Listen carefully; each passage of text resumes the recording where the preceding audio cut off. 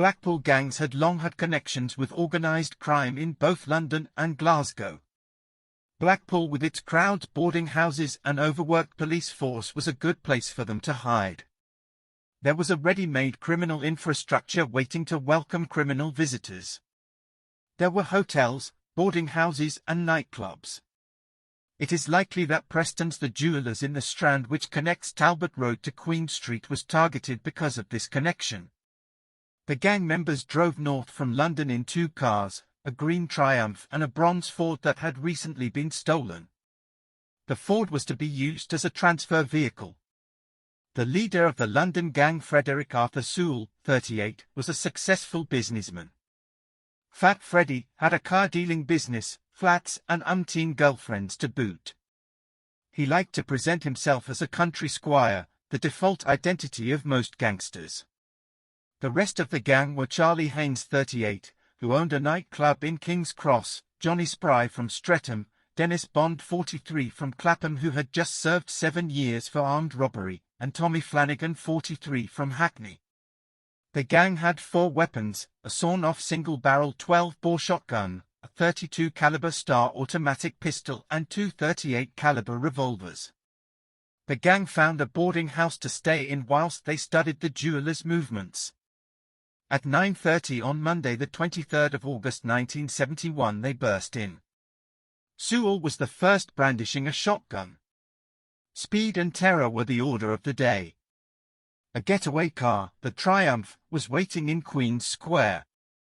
The second getaway car, the bronze Ford, was parked in the confusingly named back Warbrick Street, which is at the back of Dixon Road, close to the jewellers and out of sight of the main road. Though from there on everything went wrong. The manager of Preston's, Joseph Lamond, lay invisible to the gang in a back-office repair room. He realized what was happening, locked the door and used a silent alarm to alert the police. The shop assistants told the gang that the door was always locked.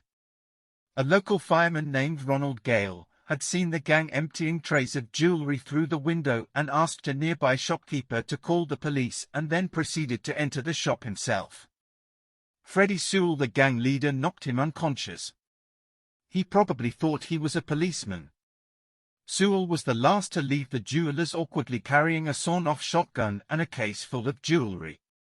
He was struggling with the door of the Triumph at Queen's Square when a Panda car driven by PC Carl Walker blocked his path. Sewell then ran to the other side of the car and managed to get in, but it stalled. Officer Carl Walker caught the Triumph with a blow in the Panda. The gang quickly drove towards the second escape car. They were about to transfer when Walker's Panda appeared. Back in the Triumph, they reversed out of back Warbrick Street. They were then in Lord Street with Walker in pursuit when they were blocked into an alley by Walker's Panda. Sewell took control of the Triumph and pushed the Panda out of the way. Now PC Ian Hampson in another Panda car took up the chase. The gang drove to the second escape car in back Warbrick Street, but were again unable to transfer because they were followed by PC Hampson. The gang then earned onto the promenade and headed north towards Fleetwood. Then they turned right off the promenade into Dixon Road, then Egerton Road and eventually Clevedon Road. At Clevedon Road, Sewell suddenly braked. PC Ian Hampson braked to prevent a crash and Spry leaped out of the Triumph and shot him. Ian Hampson was shot in the chest. Both Carl Walker and Ian Hampson had radioed their movements. Ian Hampson spoke directly to another officer, Jerry Richardson. More Panda cars and unmarked police vehicles were quickly approaching. When the Triumph turned into Egerton Road, there were 4 Panda cars on the scene. At the junction of Egerton Road and Clevedon Road, the Triumph was rammed. The gang emerged from the Triumph waving their weapons. Charlie Haynes fired a shot and managed to merge into the crowd of onlookers and drift away. Sewell fired 3 times at another man, Detective Andy Hillis. Gang member Flanagan ran along Clifford Road and was eventually overpowered. Andy Hillis, Sewell, Spry and Bond ran down a side street chased by the inexhaustible PC Carl Walker. Sewell then shot him in the groin. Sewell and the gang grabbed a butcher's delivery van in Cheltenham Road with Sewell at the wheel. Chief Inspector Jerry Richardson and his Deputy Inspector Gray joined in the chase. At Carshalton Road, the delivery van crashed into a wall.